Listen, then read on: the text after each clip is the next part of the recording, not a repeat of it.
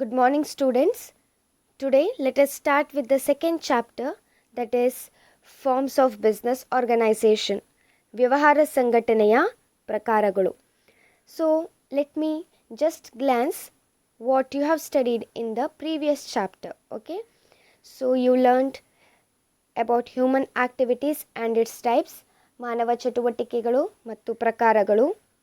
Then, concept of business, ವ್ಯವಹಾರದ ಪರಿಕಲ್ಪನೆ, characteristics of business activities, ವ್ಯವಹಾರ ಚಟುವಟಿಕೆಗಳ ಗುಣಲಕ್ಷಣಗಳು. Then comparison of business profession and employment, ವ್ಯವಹಾರ ವೃತ್ತಿ ಮತ್ತು ಉದ್ಯೋಗಗಳ ಹೋಲಿಕೆ. Then classification of business activities, ವ್ಯವಹಾರ ಚಟುವಟಿಕೆಗಳ ವರ್ಗೀಕರಣ. Okay, so you have seen that these are broadly classified into two categories, industry and commerce, isn't it? ವ್ಯವಹಾರ ಸಂಸ್ಥೆಗಳನ್ನು ಕೈಗಾರಿಕಾ ಸಂಸ್ಥೆಗಳು ಮತ್ತು ವಾಣಿಜ್ಯ ಸಂಸ್ಥೆಗಳು ಎಂದು ವಿಂಗಡಿಸಲಾಗಿದೆ, isn't it? Then next is objectives of business, ವ್ಯವಹಾರದ ಉದ್ದೇಶಗಳು. Then business ರಿಸ್ಕ್, ವ್ಯವಹಾರದ ನಷ್ಟ ಭಯಗಳು ಅಥವಾ ಅಪಾಯಗಳು.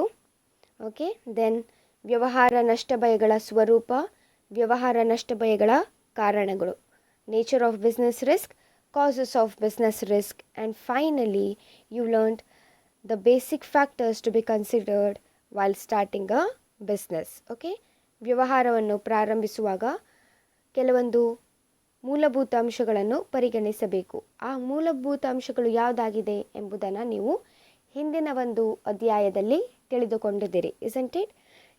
So you have studied in detail about what is business, isn't it? Detail ಆಗಿ ಕಲ್ತಿದ್ದೀರಿ. Now let us understand what do you mean by business organization. ಹಾಗಾದರೆ ವ್ಯವಹಾರ ಸಂಘಟನೆ ಎಂದರೇನು? Okay, before that let us understand the simple meaning of organization. Okay, now organization is an entity, okay, such as a company, an institution or an association comprising of one or more people and having a particular purpose. Clear? ಸಂಘಟನೆ ಅಂದರೇನು? ಒಂದು ಘಟಕ, ಅದು clear. ಒಂದು company, ಸಂಸ್ಥೆ ಅಥವಾ ಸಂಘ. ಇಲ್ಲಿ ಒಂದು ಅಥವಾ ಹೆಚ್ಚಿನ ಜನರನ್ನು ಇದು ಒಳಗೊಂಡಿರುತ್ತದೆ, ಕ್ಲಿಯರ್, ಮತ್ತು ನಿರ್ದಿಷ್ಟ ಉದ್ದೇಶವನ್ನು ಹೊಂದಿರುತ್ತದೆ. So this is said to be organisation. Then what do you mean by business organisation? The term business organisation describes how businesses are structured, clear, and how they are structured helps them to meet their goals. Clear? ವ್ಯವಹಾರ ಸಂಘಟನೆಯು, okay, ಈ ಪದವು ವ್ಯವಹಾರಗಳನ್ನು ಹೇಗೆ ರಚಿಸಲಾಗಿದೆ ಮತ್ತು ಅವುಗಳ ರಚನೆಯು ಅವರ ಗುರಿಯನ್ನು ಪೂರೈಸಲು ಹೇಗೆ ಸಹಾಯ ಮಾಡುತ್ತದೆ ಎಂಬುದನ್ನು ವಿಸ್ತರಿಸುತ್ತದೆ. Clear? Now, if a person wants to start a business, okay, a new business, or if he is interested in expanding an existing one, okay, an important decision that the person has to take is relating to the choice of form of business organization, okay, and it depends upon several factors. Factors may be nature of business, okay, scale of operations, that is volume of business, large, medium or small scale, okay, then size of the market area, whether local, national or international. So all these factors are taken into consideration in order to choose an appropriate form of business organization. Clear? ಈಗ ಒಬ್ಬ ವ್ಯಕ್ತಿ ವ್ಯವಹಾರವನ್ನು ಪ್ರಾರಂಭಿಸಲು ಯೋಚಿಸಿದಾಗ, okay, ಅಥವಾ ಅಸ್ತಿತ್ವದಲ್ಲಿರುವ ವ್ಯವಹಾರವನ್ನು ವಿಸ್ತರಿಸಲು ಆಸಕ್ತನಾದಾಗ, okay, ಅವನು ಒಂದು ಪ್ರಮುಖ ನಿರ್ಧಾರವನ್ನು ತೆಗೆದುಕೊಳ್ಳಬೇಕಾಗಿದೆ. ಆ ನಿರ್ಧಾರ ಏನಾಗಿದೆ? ಸಂಘಟನೆಯ ಪ್ರಕಾರದ ಆಯ್ಕೆ. ಸೊ ಕೆಲವೊಂದು ಅಂಶಗಳ ಮೇಲೆ ಅವಲಂಬಿತವಾಗಿ, ಓಕೆ, ಒಂದು ಸಂಘಟನೆಯ ಪ್ರಕಾರದ ಆಯ್ಕೆಯನ್ನು ಆ ವ್ಯಕ್ತಿ ಮಾಡಿಕೊಳ್ಬೇಕಾಗಿದೆ. ಆ ಅಂಶಗಳು ಯಾವುದಾಗಿದೆ? ನೇಚರ್ ಆಫ್ ಬಿಸ್ನೆಸ್, ವ್ಯವಹಾರದ ಸ್ವರೂಪ, ಸ್ಕೇಲ್ ಆಫ್ ಆಪರೇಷನ್ಸ್ ಅಂದರೆ ವ್ಯವಹಾರದ ಕಾರ್ಯಾಚರಣೆಯ ಪ್ರಮಾಣ, ದಟ್ ಈಸ್ ನಥಿಂಗ್ ಬಟ್ ಸಂಸ್ಥೆಯ ಗಾತ್ರ. ಓಕೆ, ದೆನ್ ಮಾರುಕಟ್ಟೆ ಪ್ರದೇಶದ ಗಾತ್ರ. ಈ ಎಲ್ಲ ಅಂಶಗಳ ಮೇಲೆ ಅವಲಂಬಿತವಾಗಿ ಓಕೆ ಒಂದು ಸೂಕ್ತವಾದ ಸಂಘಟನೆಯ ಪ್ರಕಾರವನ್ನು ಆಯ್ಕೆ ಮಾಡಿಕೊಳ್ಳಬೇಕಾಗಿದೆ. Clear? Now, here there are various forms of business organizations, clear? And each form of business organizations has its own advantages and disadvantages. So, the most appropriate form is determined by weighing the advantages and disadvantages of each type of organizations against one's own requirement. Clear? ಇಲ್ಲಿ ವಿವಿಧ ಪ್ರಕಾರಗಳ ವ್ಯವಹಾರದ ಸಂಘಟನೆಗಳಿವೆ. ಈಗ ಅತ್ಯಂತ ಸೂಕ್ತವಾದ ವ್ಯವಹಾರದ ಸಂಘಟನೆಯ ವಿಧವನ್ನು ಆಯ್ಕೆ ಮಾಡಿಕೊಳ್ಳುವಾಗ ಓಕೆ ಏನು ಮಾಡಬೇಕಾಗತ್ತೆ? ತನ್ನ ಅಗತ್ಯಕ್ಕೆ ತಕ್ಕಂತೆ ಪ್ರತಿಯೊಂದು ಪ್ರಕಾರದ ವ್ಯವಹಾರ ಸಂಘಟನೆಯ ಪ್ರಕಾರವನ್ನು ಅದರ ಅನುಕೂಲತೆ ಮತ್ತು ಮಿತಿಗಳನ್ನು ತುಲನೆ ಮಾಡಿ ನಿರ್ಧರಿಸಬೇಕಾಗುತ್ತದೆ. Clear? Now, which are those business organization, various forms of business organization? Sole proprietorship, partnership, Hindu undivided family, HUF, okay, cooperative society and company.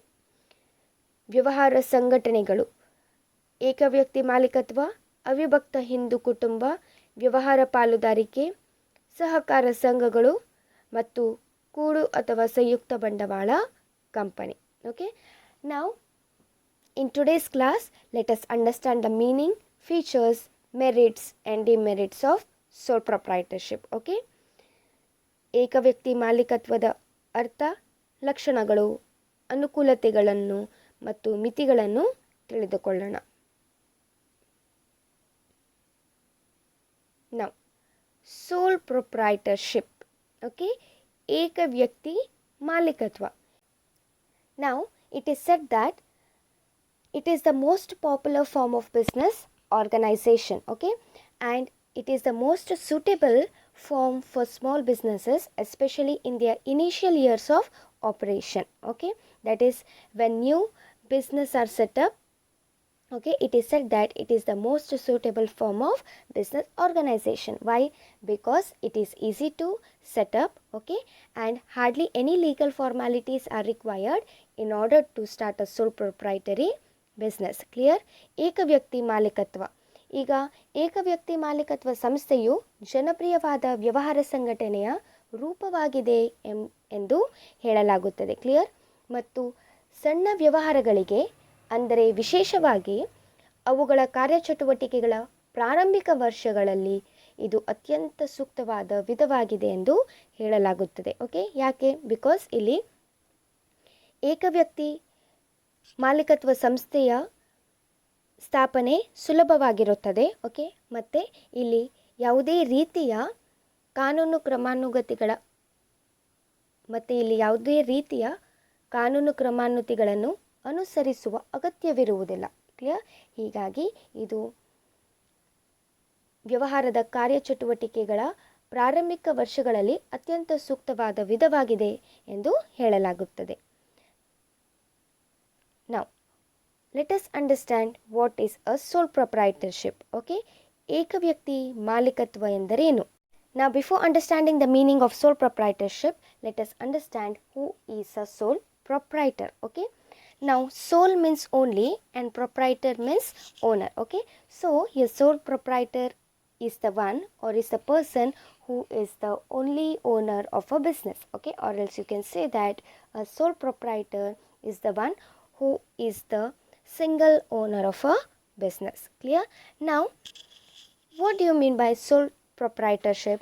It refers to a form of business organization which is owned, managed and controlled by an individual, okay, who is the recipient of all the profits and bearer of all risk. Here, it is that type of business organization, okay, which is owned, managed and controlled by a single owner. Okay, and here the sole proprietor is the recipient of all the profits. That means he is the one who receives all the business profit. Okay, because he is the single owner or the only owner of a business. Okay, and along with receiving all the business profit, he bears all the risk. That is, if there is a loss in a business organization, he alone has to bear all risk. Clear? Examples for a sole proprietary business can be beauty parlors, barber shops or hair salons or general stores. Okay, then small scale activities like running a retail shop. Okay, you might have seen in your locality, isn't it? There are several sole proprietary business like stationery store, grocery stores, isn't it? So all these are the examples for sole proprietary business. Clear? ನಾವು ಏಕ ಎಂದರೆ ಒಬ್ಬನೇ ಮತ್ತು ಮಾಲೀಕ ಎಂದರೆ ಯಜಮಾನ. Okay, ಆದುದರಿಂದ ಮಾಲೀಕನು ಸಂಸ್ಥೆಯ ಒಬ್ಬನೇ ಯಜಮಾನನಾಗಿರುತ್ತಾನೆ. ಕ್ಲಿಯರ್? ಹಾಗಾದರೆ ಏಕವ್ಯಕ್ತಿ ಮಾಲೀಕತ್ವ ಎಂದರೆ ಏನು? ಏಕ ಮಾಲೀಕತ್ವ ಸಂಸ್ಥೆಯು ಎಲ್ಲ ಲಾಭಗಳ ಸ್ವೀಕರ್ತ ಮತ್ತು ಎಲ್ಲ ನಷ್ಟ ಭಯಗಳ ಧಾರಕನಾದ ಒಬ್ಬನೇ ವ್ಯಕ್ತಿಯ ಮಾಲೀಕತ್ವ ಕೊಳ್ಳಪಟ್ಟು ಅವನಿಂದಲೇ ನಿರ್ವಹಿಸಲ್ಪಡುವ ಮತ್ತು ನಿಯಂತ್ರಿಸಲ್ಪಡುವ ವ್ಯವಹಾರದ ಸಂಘಟನೆಯ ಒಂದು ಪ್ರಕಾರವಾಗಿದೆ. ಅಂದರೆ ಇಲ್ಲಿ ಮಾಲೀಕನು ಸಂಸ್ಥೆಯ ಒಬ್ಬನೇ ಯಜಮಾನನಾಗಿರುವುದರಿಂದ ಓಕೆ, ಏಕ ವ್ಯಕ್ತಿ ಮಾಲೀಕತ್ವ ಸಂಸ್ಥೆಯು ಅವನ ಒಡೆತನದಲ್ಲಿ ಇರುತ್ತದೆ. ಕ್ಲಿಯರ್? ಮತ್ತು ಅದನ್ನು ಅವನೇ ನಿರ್ವಹಿಸುತ್ತಾನೆ ಮತ್ತು ನಿಯಂತ್ರಿಸುತ್ತಾನೆ. ಅದರ ಜೊತೆಗೆ ವ್ಯವಹಾರದಿಂದ ಏನು ಲಾಭವನ್ನು ಗಳಿಸುತ್ತಾನೆ ಆ ಎಲ್ಲ ಲಾಭವನ್ನು ಅವನೇ ಪಡೆಯುತ್ತಾನೆ. ಓಕೆ, ಮತ್ತು ನಷ್ಟ ಭಯ ಉಂಟಾದಲ್ಲಿ ಓಕೆ, ಆ ನಷ್ಟ ಭಯವನ್ನು ಕೂಡ ಅವನೇ ಎದುರಿಸುತ್ತಾನೆ. ಕ್ಲಿಯರ್? ಯಾಕೆ? ಬಿಕಾಸ್ ಅವನೇ ಸಂಸ್ಥೆಯ ಒಬ್ಬನೇ ಯಜಮಾನನಾಗಿರುತ್ತಾನೆ. ಕ್ಲಿಯರ್? ಉದಾಹರಣೆಗೆ ಹೇರ್ ಸಲೂನ್ಸ್, ಓಕೆ, ರೂಪಾಲಯಗಳು ಅಂದರೆ ಬ್ಯೂಟಿ ಪಾರ್ಲರ್ಸ್, ಚಿಲ್ಲರೆ ಅಂಗಡಿಯಂತಹ ಸಣ್ಣ ಪ್ರಮಾಣದ ಚಟುವಟಿಕೆಗಳಲ್ಲಿ ತೊಡಗಿಕೊಂಡಿರುವುದು. ಓಕೆ, ಅಥವಾ ನೀವು ನಿಮ್ಮ ಸುತ್ತಮುತ್ತ ನೋಡಿರ್ಬೋದು, ಇಸಂಟ್ ಇಟ್? ಹಲವಾರು ಸೋಲ್ ಪ್ರೊಪ್ರೈಟರಿ ಬಿಸ್ನೆಸ್ಗಳಿವೆ. ಯಾವುದದು? ಸ್ಟೇಷ್ನರಿ ಶಾಪ್ಸ್ ಆಗಿರ್ಬೋದು, ಜನರಲ್ ಸ್ಟೋರ್ಸ್ ಆಗಿರ್ಬೋದು, ಅಥವಾ ಮೆಡಿಕಲ್ ಶಾಪ್ಸ್ ಆಗಿರ್ಬೋದು, ಅಥವಾ ಗ್ರಾಸರಿ ಸ್ಟೋರ್ಸ್ ಆಗಿರ್ಬೋದು. Isn't it? ಇವೆಲ್ಲವೂ ಏನಾಗಿವೆ? ಉದಾಹರಣೆ ಆಗಿವೆ. Clear? Here J.L. Hansen has given a sole proprietorship definition, okay, and it is defined as a type of business unit where one person is solely responsible for providing the capital and bearing the risk of the enterprise and for the management of the business. That is, sole proprietor being the only owner or single owner of a business, okay, he will be responsible for providing the capital required for the business. Okay, in case if there is a loss, he alone has to bear the risk. Okay, and he has to manage all the activities of the business. Clear? ಏಕ ವ್ಯಕ್ತಿ ವ್ಯಾಪಾರವು ವ್ಯವಹಾರದ ಘಟಕದ ಒಂದು ವಿಭಾಗವಾಗಿದ್ದು ಅದರಲ್ಲಿ ಬಂಡವಾಳವನ್ನು ತೊಡಗಿಸಲು, ಸಂಸ್ಥೆಯ ನಷ್ಟ ಭಯವನ್ನು ಹೊರಲು ಮತ್ತು ವ್ಯವಹಾರದ ನಿರ್ವಹಣೆಗೆ ಒಬ್ಬನೇ ವ್ಯಕ್ತಿ ಸಂಪೂರ್ಣವಾಗಿ ಜವಾಬ್ದಾರನಾಗುತ್ತಾನೆ. ಓಕೆ, ಇದು J.L. ಹ್ಯಾನ್ಸನ್ ಅವರು ವ್ಯಾಖ್ಯಾನಿಸಿದ್ದು. ಈಗ ಇದರ ಅರ್ಥ ಏನಾಗಿದೆ? ಇಲ್ಲಿ ಏಕ ವ್ಯಕ್ತಿ ಮಾಲೀಕನಾಗಿರುವುದರಿಂದ ಅಥವಾ ಮಾಲೀಕನು ಸಂಸ್ಥೆಯ ಒಬ್ಬನೇ ಯಜಮಾನನಾಗಿರುವುದರಿಂದ ಓಕೆ, ವ್ಯವಹಾರದಲ್ಲಿ ಬಂಡವಾಳವನ್ನು ತೊಡಗಿಸುವುದು, ಓಕೆ, ಸಂಸ್ಥೆಯಲ್ಲಿ ನಷ್ಟ ಭಯಗಳು ಉಂಟಾದಾಗ ಅದನ್ನು ಎದುರಿಸುವುದು, ಓಕೆ, ಅಂದರೆ ನಷ್ಟ ಭಯವನ್ನು ಹೊರುವುದು ಮತ್ತು ವ್ಯವಹಾರದ ನಿರ್ವಹಣೆಗೆ ಆ ಒಬ್ಬನೇ ವ್ಯಕ್ತಿ ಸಂಪೂರ್ಣವಾಗಿ ಜವಾಬ್ದಾರನಾಗಿರುತ್ತಾನೆ ಎಂದು ಅರ್ಥ. Clear? Now let us understand the features of sole proprietorship. Okay, now salient features or characteristics of the sole proprietorship form of organization are formation of business, liability, sole risk bearer, only recipient of profit, control, no separate entity and business continuity. Okay, ಏಕ ವ್ಯಕ್ತಿ ಮಾಲೀಕತ್ವ ಸಂಸ್ಥೆಯ ಲಕ್ಷಣಗಳು: ಸ್ಥಾಪನೆ ಮತ್ತು ವಿಸರ್ಜನೆ, ಹೊಣೆಗಾರಿಕೆ, ಏಕೈಕ ನಷ್ಟಭಯಧಾರಕ ಮತ್ತು ಲಾಭದ ಸ್ವೀಕರ್ತ, ನಿಯಂತ್ರಣ, ಪ್ರತ್ಯೇಕ ಅಸ್ತಿತ್ವವಿಲ್ಲ ಮತ್ತು ವ್ಯವಹಾರ ಮುಂದುವರಿಕೆಯ ಅನಿಶ್ಚಿತತೆ. ನಾವು let us understand these features one by one. So the first one is formation and closure. Okay, ಸ್ಥಾಪನೆ ಮತ್ತು ವಿಸರ್ಜನೆ. ಇಲ್ಲಿ here sole proprietorship, okay, is a form of business organization which is easy to start. Why?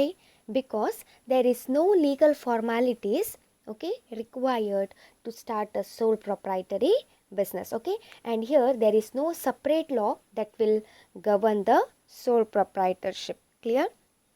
But in some of the cases, okay, one may require a license. For example, if a person is running a medical shop, okay, he may require a license or he should obtain a license. Clear?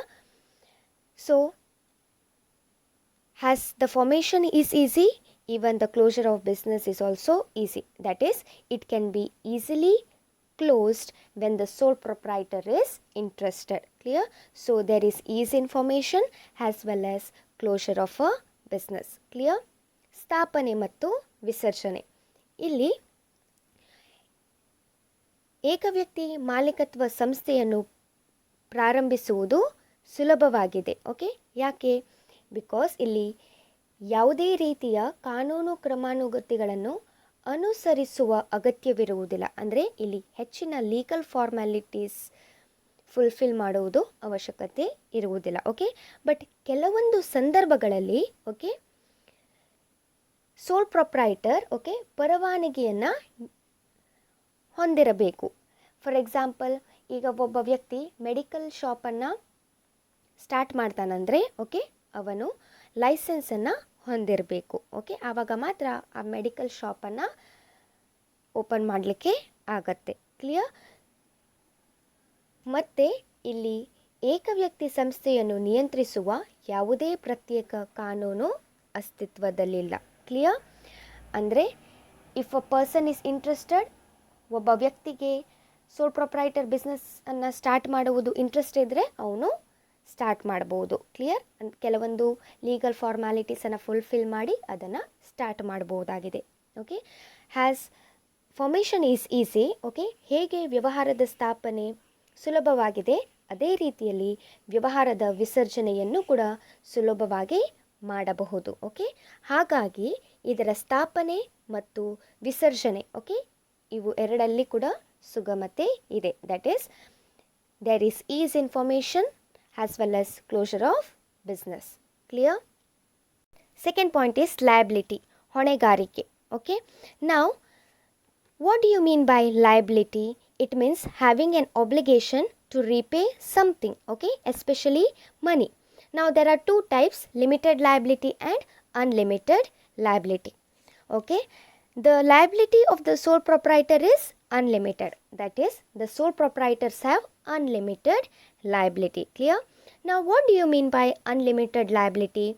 It means that the owner is personally responsible for the payment of debts. Now debts means it is an amount borrowed by one party from another party. Clear? So sole proprietor being the only owner, okay, he is personally responsible for the payment of debts in the case the assets of the business are not sufficient to pay all the debts of the firm. Okay, now what do you mean by personally responsible? It means if the assets are not sufficient to pay all the debts of the firm, okay, the sole proprietor may also have to sell his personal property in order to repay the firm's debt. Clear? Now for example, think there is a sole proprietorship firm, okay, and at the time of dissolution, that is at the time of closing of the business, okay, the outside liabilities are rupees 80,000, okay, and assets are 60,000 only. So here there is a difference of rupees 20,000, isn't it? That means here outside liabilities are more than the assets of the firm, isn't it? Now from where this 20,000 he will bring? The sole proprietor, okay, that is when the assets of the firm are not sufficient to meet all the debts of the firm, he may also have to sell his personal properties like his personal car and other assets to repay the firm's debts. Clear? That means he will have to bring in rupees 20,000 from his or her personal sources. Clear? ಹೊಣೆಗಾರಿಕೆ. ಹೊಣೆಗಾರಿಕೆಯು ಎರಡು ಪ್ರಕಾರಗಳಿವೆ, ಮಿತ ಹೊಣೆಗಾರಿಕೆ ಮತ್ತು ಅನಿಯಮಿತ ಹೊಣೆಗಾರಿಕೆ. Okay, ಇಲ್ಲಿ ಏಕವ್ಯಕ್ತಿ ಮಾಲೀಕನು ಅನಿಯಮಿತ ಹೊಣೆಗಾರಿಕೆಯನ್ನು ಹೊಂದಿರುತ್ತಾನೆ. ಈಗ ಅನಿಯಮಿತ ಹೊಣೆಗಾರಿಕೆ ಎಂದರೇನು? ಸಂಸ್ಥೆಯ ಎಲ್ಲ ಸಾಲಗಳನ್ನು ತೀರಿಸಲು ಓಕೆ ಸಂಸ್ಥೆಯ ಆಸ್ತಿಗಳು ಅಂದರೆ ಬಿಸ್ನೆಸ್ ಅಸೆಟ್ ಸಾಕಾಗದಿದ್ದಾಗ ಓಕೆ ಸಾಲಗಳ ಪಾವತಿಗೆ ಮಾಲೀಕನು ವೈಯಕ್ತಿಕವಾಗಿ ಹೊಣೆಗಾರನಾಗಿರುತ್ತಾನೆ ಅಥವಾ ಜವಾಬ್ದಾರನಾಗಿರುತ್ತಾನೆ.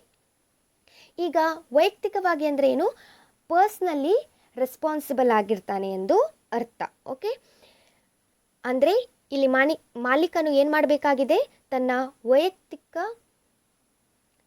ಸ್ವತ್ತುಗಳಾದ ಅಂದರೆ ಪರ್ಸ್ನಲ್ ಪೊಸೆಷನ್, ಆತನ ಸ್ವಂತ ಕಾರು ಅಥವಾ ಇತರ ಆಸ್ತಿಗಳನ್ನು ಸಾಲದ ಮರುಪಾವತಿಗಾಗಿ ಮಾರಾಟ ಮಾಡಬೇಕಾಗತ್ತೆ. ಓಕೆ, ಫಾರ್ ಎಕ್ಸಾಂಪಲ್ ತಿಳ್ಕೊಳ್ಳಿ. Okay, there is a soul proprietorship firm. Okay, ಒಂದು ಏಕವ್ಯಕ್ತಿ ವ್ಯಾಪಾರಿ ಸಂಸ್ಥೆ ಇದೆ. ಓಕೆ, ಮತ್ತು ಅದರ ವಿಸರ್ಜನೆಯ ಸಂದರ್ಭದಲ್ಲಿ ಅದರ ಒಟ್ಟು ಔಟ್ಸೈಡ್ ಲಯಬಿಲಿಟಿ ಅಂದರೆ ಬಾಹ್ಯ ಹೊಣೆಗಾರಿಕೆ rupees 80,000 ಆಗಿದೆ. ಓಕೆ, ಮತ್ತು ಅದರ ಆಸ್ತಿಗಳು ಅಂದರೆ assets of the firm rupees 60,000 ಆಗಿದೆ ಎಂದು ಭಾವಿಸಿಕೊಳ್ಳಿ. ಓಕೆ, ಇಂತಹ ಸಂದರ್ಭದಲ್ಲಿ ಮಾಲೀಕನು ಏನು ಮಾಡಬೇಕಾಗತ್ತೆ? ಈಗ ಔಟ್ಸೈಡ್ ಲಯಬಿಲಿಟಿ ಅಸೆಟ್ಸ್ಗಿಂತ ಜಾಸ್ತಿ ಇದೆ, ಇಸಂಟ್ ಇಟ್? ಇಲ್ಲಿ 20,000 ರುಪೀಸಿಂದು ಡಿಫ್ರೆನ್ಸ್ ಕಾಣಿಸ್ತಾ ಇದೆ, ಇಸಂಟ್ ಇಟ್? ಸೊ ಆ 20,000 ಎಲ್ಲಿಂದ ತರ್ತಾನೆ?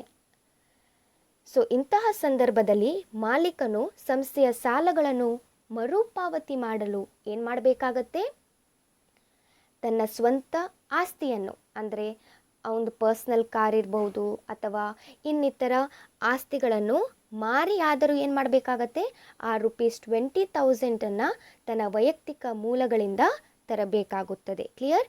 Third one is sole risk bearer and profit recipient. Okay, now here the sole proprietor being the single owner or the only owner of the business, okay, he is the sole beneficiary of profits. That is nothing but he receives all the business profits. Okay, if there is a loss, he alone has to bear it. Okay, thus risk of business are borne by the proprietor himself. Okay, that is he is the sole risk bearer and he is the sole profit recipient. Clear? ಏಕೈಕ ನಷ್ಟಭಯಧಾರಕ ಮತ್ತು ಲಾಭದ ಸ್ವೀಕರ್ತ. ಇಲ್ಲಿ ವ್ಯವಹಾರದ ಹಿನ್ನಡೆಯಿಂದ ಉಂಟಾದ ನಷ್ಟಭಯವನ್ನು ಮಾಲೀಕನು ಸಂಪೂರ್ಣವಾಗಿ ಹೊರಬೇಕಾಗುತ್ತದೆ. ಅಂದರೆ ಮಾಲೀಕನು ವ್ಯವಹಾರದ ನಷ್ಟಭಯದ ಧಾರಕನಾಗಿರುತ್ತಾನೆ. Okay, ಅವನು ಒಬ್ಬನೇ ವ್ಯಕ್ತಿ ಆಗಿರುವುದರಿಂದ ಅಂದರೆ ಏಕ ಮಾಲೀಕನಾಗಿರುವುದರಿಂದ ಓಕೆ ಅವನೇ ನಷ್ಟಭಯದ ಧಾರಕನಾಗಿರುತ್ತಾನೆ. ಓಕೆ, ಅಂದರೆ ಯಾವುದೇ ನಷ್ಟಭಯ ಉಂಟಾದಲ್ಲಿ ಓಕೆ ಅವನೇ ಅದನ್ನು ಹೊರಬೇಕಾಗುತ್ತದೆ. ಈಗ ಅದರ ಜೊತೆಗೆ ವ್ಯವಹಾರವು ಯಶಸ್ವಿಯಾದಾಗ ಮಾಲೀಕನು ಸಂಪೂರ್ಣ ಪ್ರಯೋಜನವನ್ನು ಪಡೆಯುತ್ತಾನೆ. ಓಕೆ, ಅಂದರೆ ವ್ಯವಹಾರದ ಎಲ್ಲ ಲಾಭವನ್ನು ಅವನೇ ಪಡೆಯುತ್ತಾನೆ. ಓಕೆ, ಅಂದರೆ ನಷ್ಟಭಯವನ್ನು ಎದುರಿಸುವುದರ ಜೊತೆಗೆ ಲಾಭವನ್ನು ಕೂಡ ಅವನೊಬ್ಬನೇ ಪಡೆಯುತ್ತಾನೆ. ಕ್ಲಿಯರ್? ಲಾಭವು ಏನಾಗಿದೆ? ನಷ್ಟಭಯವನ್ನು ಎದುರಿಸಿದ್ದಕ್ಕಾಗಿ ಅವನು ಪಡೆಯುವ ನೇರ ಪ್ರತಿಫಲವಾಗಿದೆ. Okay, here profit becomes a direct reward for his risk bearing. Clear? Next one is control, ನಿಯಂತ್ರಣ. Okay, being the single owner or an individual owner, okay, all the rights and responsibilities will be in the hands of the sole proprietor. Okay, that is why he controls all the business activities. Okay, here no one can interfere in the business activities of a sole proprietor. Clear? Hence only the sole proprietor can modify his plan accordingly. Okay, that is, the sole proprietor has full control over his business. He or she can carry out his plan without any interference from others. Clear? ನಿಯಂತ್ರಣ. ಇಲ್ಲೇನಾಗಿರುತ್ತೆ, ಎಲ್ಲ ಹಕ್ಕುಗಳು ಮತ್ತು ಜವಾಬ್ದಾರಿಗಳು ಮಾಲೀಕರ ಕೈಯಲ್ಲಿರುತ್ತೆ. Okay, ಅಂದರೆ ಎಲ್ಲ ಹಕ್ಕುಗಳು ಮತ್ತು ಜವಾಬ್ದಾರಿಗಳು ಏಕಮಾತ್ರ ಮಾಲೀಕರೊಂದಿಗೆ ಇರುವುದರಿಂದ ಓಕೆ ಎಲ್ಲ ವ್ಯವಹಾರ ಚಟುವಟಿಕೆಗಳನ್ನು ಅವನೇ ನಿಯಂತ್ರಿಸುತ್ತಾನೆ. ಕ್ಲಿಯರ್? ಇಲ್ಲಿ ಏಕಮಾತ್ರ ಮಾಲೀಕರ ವ್ಯವಹಾರ ಚಟುವಟಿಕೆಗಳಲ್ಲಿ ಯಾರೂ ಮಧ್ಯಪ್ರವೇಶ ಮಾಡಲು ಸಾಧ್ಯವಿಲ್ಲ. ಅಂದರೆ ಆತನು ಮೂರನೇ ವ್ಯಕ್ತಿಗಳ ಮಧ್ಯಪ್ರವೇಶವಿಲ್ಲದೆ ಏನು ಮಾಡ್ಬೋದು, ತನ್ನ ಯೋಜನೆಗಳನ್ನು ಕಾರ್ಯರೂಪಕ್ಕೆ ತರಬಹುದಾಗಿದೆ. ಕ್ಲಿಯರ್? ಅಂದರೆ ಇಲ್ಲಿ ಏಕವ್ಯಕ್ತಿ ಸಂಸ್ಥೆಯ ಮಾಲೀಕನು ಸಂಸ್ಥೆಯನ್ನು ನಡೆಸುವ ಮತ್ತು ಎಲ್ಲ ರೀತಿಯ ಡಿಸಿಷನ್ ಅಂದರೆ ತೀರ್ಮಾನಗಳನ್ನು ತೆಗೆದುಕೊಳ್ಳುವ ಸಂಪೂರ್ಣ ಹಕ್ಕು ಅವನೊಬ್ಬನೇ ಹೊಂದಿರುತ್ತಾನೆ. One is no separate entity. ಪ್ರತ್ಯೇಕ ಅಸ್ತಿತ್ವವಿಲ್ಲ. Okay, here in the eyes of the law there is no distinction made between the sole trader and its business. Okay, hence without the sole trader the business has no identity. Why? Because he is the only person who performs all the business activities. Okay, and therefore the owner is held responsible for all the activities of the business. Clear? ಪ್ರತ್ಯೇಕ ಅಸ್ತಿತ್ವವಿಲ್ಲ. ಇಲ್ಲಿ ಕಾನೂನಿನ ದೃಷ್ಟಿಯಲ್ಲಿ ಸಂಸ್ಥೆಯ ಮಾಲೀಕ ಮತ್ತು ಸಂಸ್ಥೆಗಳ ನಡುವೆ ಯಾವುದೇ ರೀತಿಯ ವ್ಯತ್ಯಾಸವಿರುವುದಿಲ್ಲ.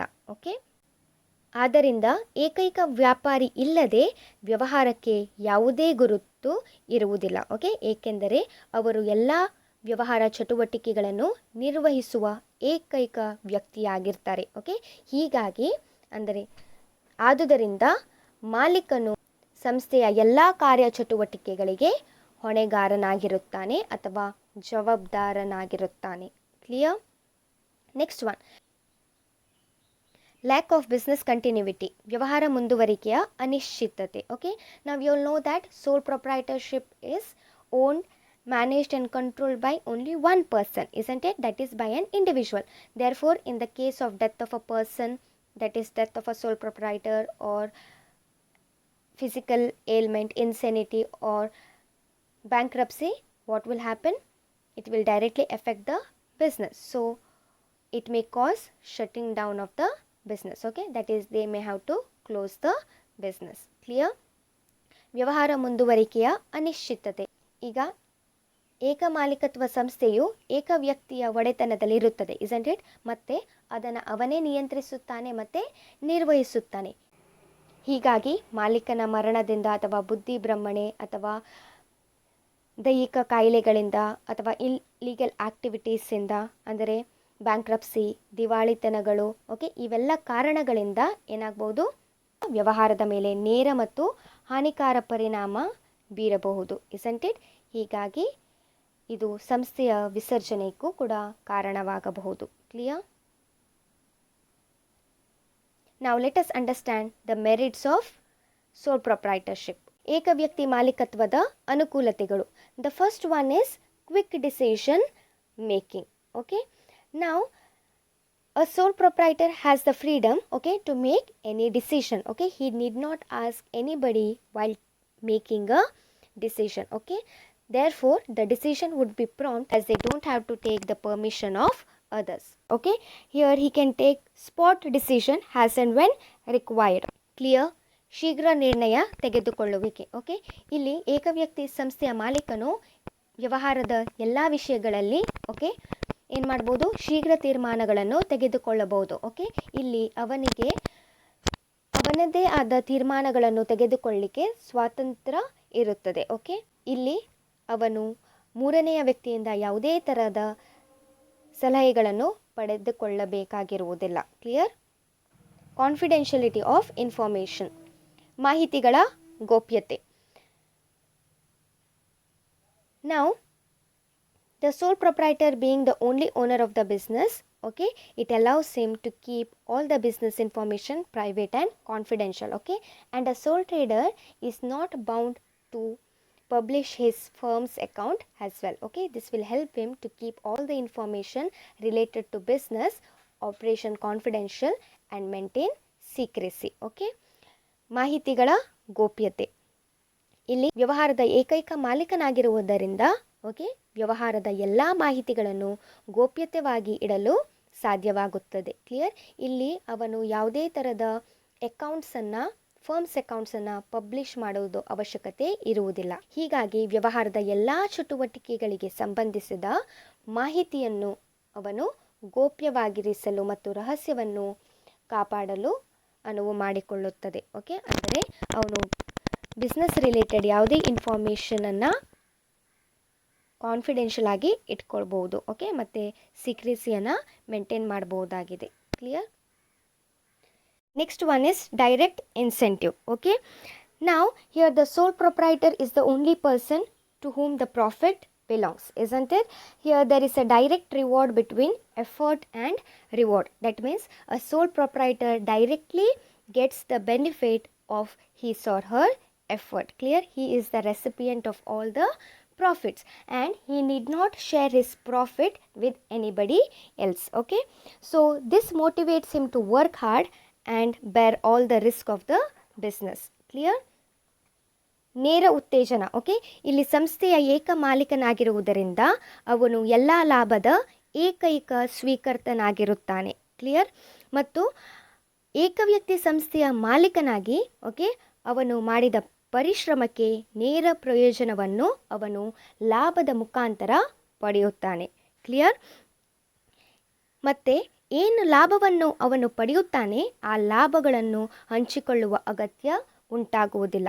ಓಕೆ, ಹೀಗಾಗಿ ಇದು ಏಕವ್ಯಕ್ತಿ ವ್ಯಾಪಾರಿಗೆ ಶ್ರಮವಹಿಸಿ ಕೆಲಸ ಮಾಡಲು ಓಕೆ ಮತ್ತು ವ್ಯವಹಾರದ ನಷ್ಟ ಭಯಗಳನ್ನು ಎದುರಿಸಲು ಉತ್ತೇಜನವನ್ನು ನೀಡುತ್ತದೆ. Clear. Next one is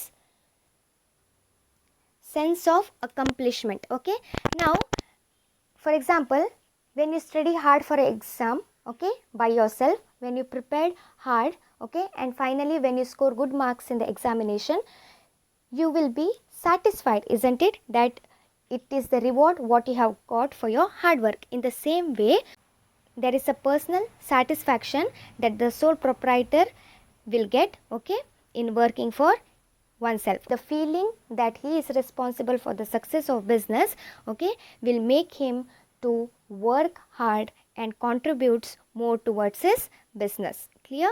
He will gain confidence in his abilities and it will motivate him to work hard. Clear. ಸಾಧನೆಯ ಭಾವನೆ. ತಾನಾಗಿ ಕಾರ್ಯನಿರ್ವಹಿಸುವುದರಿಂದ ಮಾಲೀಕನಿಗೆ ವೈಯಕ್ತಿಕವಾಗಿ ತೃಪ್ತಿ ಉಂಟಾಗುತ್ತದೆ. ಕ್ಲಿಯರ್. ಬಿಸ್ನೆಸ್ ಸಕ್ಸಸ್ಫುಲ್ ಆದಾಗ ಅದು ಅವನು ಮಾಡಿದ ಎಫರ್ಟ್ಸಿಗೆ ಸಿಕ್ಕಿದ ಪ್ರತಿಫಲವೆಂದು ಅವನಿಗೆ ಆ ಒಂದು ಸ್ಯಾಟಿಸ್ಫ್ಯಾಕ್ಷನ್ ಇರುತ್ತೆ. ಆ ವ್ಯಕ್ತಿಯಲ್ಲಿ ಸಾಧನೆಯ ಭಾವ ಹಾಗೂ ತನ್ನ ಸಾಮರ್ಥ್ಯಗಳ ಬಗ್ಗೆ ಓಕೆ ವಿಶ್ವಾಸವನ್ನು ಮೂಡಿಸುತ್ತದೆ. Clear. Ease of formation and closure. So you all know that hardly any legal formalities are required in order to start a sole proprietary business, isn't it? So a business can be started with minimum legal formalities. In some of the cases it requires a license, isn't it? So here the formation of a business is easy. Whenever the sole proprietor is interested okay he can close the business. That is, it is easy to start a business as well as to close a business as per the wish of the owner. Clear. ಸ್ಥಾಪನೆ ಮತ್ತು ವಿಸರ್ಜನೆಗಳ ಸುಗಮತೆ. ನಿಮಗೆ already ಗೊತ್ತಿದೆ okay ಇಲ್ಲಿ ಒಂದು ವ್ಯವಹಾರವನ್ನು ಪ್ರಾರಂಭಿಸುವಾಗ okay ಯಾವುದೇ ಕಾನೂನು ಕ್ರಮಾನುಗತಿಗಳ ಅವಶ್ಯಕತೆ ಇರುವುದಿಲ್ಲ. ಸೊ ಇಲ್ಲಿ ಕೆಲವೊಂದು ಲೀಗಲ್ ಫಾರ್ಮ್ಯಾಲಿಟೀಸನ್ನು ಫುಲ್ಫಿಲ್ ಮಾಡಿ ಏನು ಮಾಡ್ಬೋದು, ಒಂದು ವ್ಯವಹಾರದಲ್ಲಿ ಪ್ರವೇಶಿಸಬಹುದು. Isn't it. ಕೆಲವೊಂದು ಸಂದರ್ಭದಲ್ಲಿ ಲೈಸೆನ್ಸನ್ನು ಒಬ್ಟೇನ್ ಮಾಡಬೇಕಂತ ಆಗತ್ತೆ. Isn't it. ಅಂದರೆ ಪರವಾನಗಿಯನ್ನು ಹೊಂದಿರಬೇಕಾಗತ್ತೆ. ಇಷ್ಟೇ ಬಿಟ್ಟರೆ ಇಲ್ಲಿ ಹೆಚ್ಚಿನ ಲೀಗಲ್ ಫಾರ್ಮ್ಯಾಲಿಟೀಸ್ ಇರುವುದಿಲ್ಲ. ಓಕೆ, ಹೀಗಾಗಿ ಇಲ್ಲಿ ಸ್ಥಾಪನೆ ಮತ್ತು ವಿಸರ್ಜನೆಯಲ್ಲಿ ಸುಗಮತೆ ಇರುತ್ತದೆ. ಓಕೆ, ಅಂದರೆ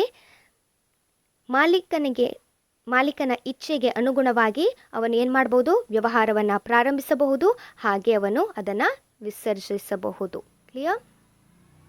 limitations of sole proprietorship. Okay, limited source of capital.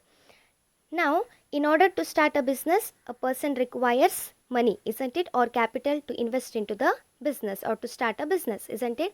But the sources of a sole proprietors are limited. Okay, that is, either they have to invest from their personal savings or borrow from others, that is from relatives or banks, and then invest it into the business, isn't it? Sometimes what happens, banks and other lending institution may hesitate to extend a long term loan to a sole proprietor. Okay, because of this, okay, the size of the business may not grow. Okay, there may not be growth in the business, and generally it may remain small. Clear? ಮಿತ ಸಂಪನ್ಮೂಲಗಳು. ಈಗ ಒಂದು ವ್ಯವಹಾರವನ್ನು ಪ್ರಾರಂಭಿಸಲಿಕ್ಕೆ ಬಂಡವಾಳದ ಅಗತ್ಯವಿರುತ್ತದೆ, isn't it? ಈಗ ಏಕವ್ಯಕ್ತಿ ಸಂಸ್ಥೆಯ ಮಾಲೀಕನ ಸಂಪನ್ಮೂಲಗಳು, ಓಕೆ, ಅವನ ವೈಯಕ್ತಿಕ ಉಳಿತಾಯ ಹಾಗೂ ಇತರರಿಂದ ಪಡೆದ ಸಾಲಗಳಿಗೆ ಸೀಮಿತವಾಗಿರುತ್ತದೆ. ಕ್ಲಿಯರ್? ಅವರು ಹಣ ಬೇಕಾದಾಗ ಏನು ಮಾಡ್ತಾರೆ, ಬ್ಯಾಂಕ್ಸಿಂದ ಪಡ್ಕೊಳ್ತಾರೆ ಅಥವಾ ರಿಲೇಟಿವ್ಸಿಂದ ಪಡ್ಕೊಳ್ತಾರೆ. ಬಟ್ ಕೆಲವೊಂದು ಸಂದರ್ಭದಲ್ಲಿ ಏನಾಗುತ್ತೆ ಅಂದರೆ, ಬ್ಯಾಂಕುಗಳು ಮತ್ತು ಲೆಂಡಿಂಗ್ ಇನ್ಸ್ಟಿಟ್ಯೂಷನ್ಸ್, ಓಕೆ,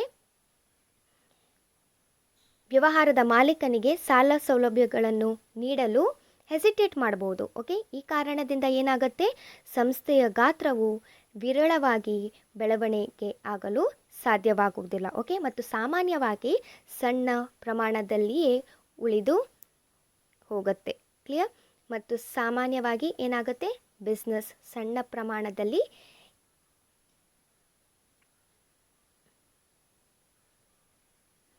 ಆದುದರಿಂದ ಏನಾಗುತ್ತೆ, ಒಂದು ಬಿಸ್ನೆಸ್, ಹೀಗಾಗಿ ಏನಾಗುತ್ತೆ, ಸಂಸ್ಥೆಯ ಗಾತ್ರ, okay,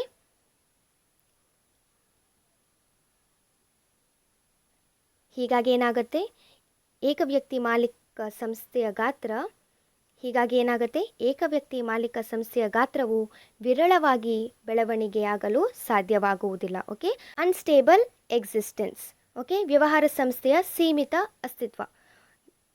due to the death of a sole proprietor, okay, or because of the physical ailment or because of the bankruptcy, it will result in the closure of the business. Clear?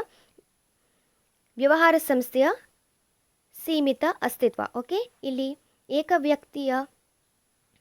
ಏಕವ್ಯಕ್ತಿ ಮಾಲೀಕನಾಗಿರುವುದರಿಂದ ಅವನ ಮರಣದಿಂದ, ದಿವಾಳಿತನ ಅಥವಾ ಅನಾರೋಗ್ಯಗಳದಿಂದ ಏನಾಗುತ್ತೆ, ಇದು ನೇರವಾಗಿ ವ್ಯವಹಾರದ ಮೇಲೆ ಪರಿಣಾಮವನ್ನು ಬೀರುತ್ತದೆ.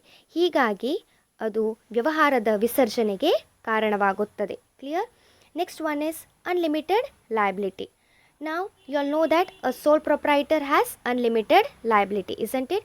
Here, if the assets of the firms are not sufficient to pay off the firm's debt, then the sole proprietor may have to sell off his personal property as well, isn't it?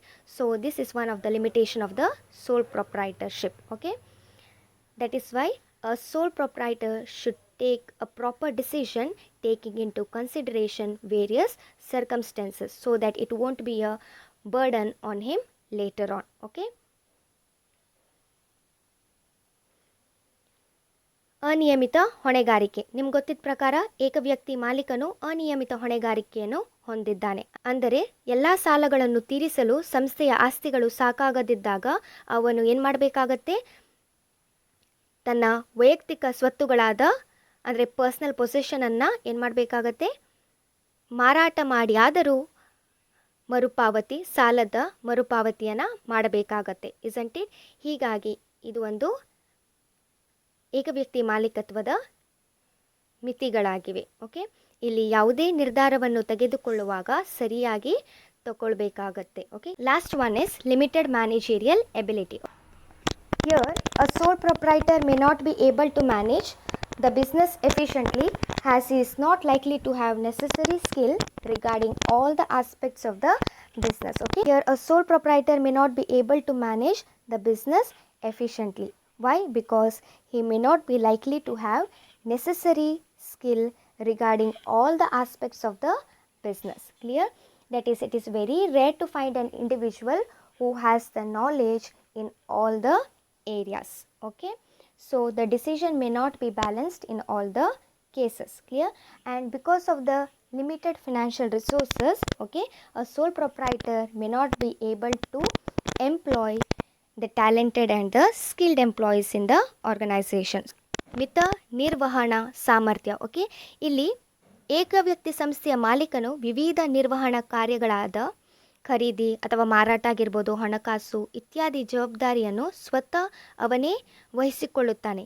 ಹೀಗಾಗಿ ಎಲ್ಲ ಕ್ಷೇತ್ರಗಳಲ್ಲಿ ಪರಿಣತಿ ಇರುವ ವ್ಯಕ್ತಿಯನ್ನು ಕಾಣುವುದು ವಿರಳವಾಗಿದೆ. Okay, ಎಲ್ಲ ಸಂದರ್ಭಗಳಲ್ಲಿ ಅವನು ತೆಗೆದುಕೊಳ್ಳುವ ನಿರ್ಧಾರ ಏನಾಗಿರುವುದಿಲ್ಲ, ಬ್ಯಾಲೆನ್ಸ್ಡ್ ಆಗಿರುವುದಿಲ್ಲ, ಸಮತೋಲಿತವಾಗಿರುವುದಿಲ್ಲ.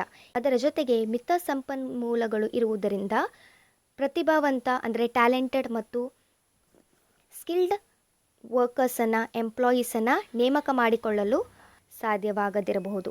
Okay, so this is about today's class. Thank you.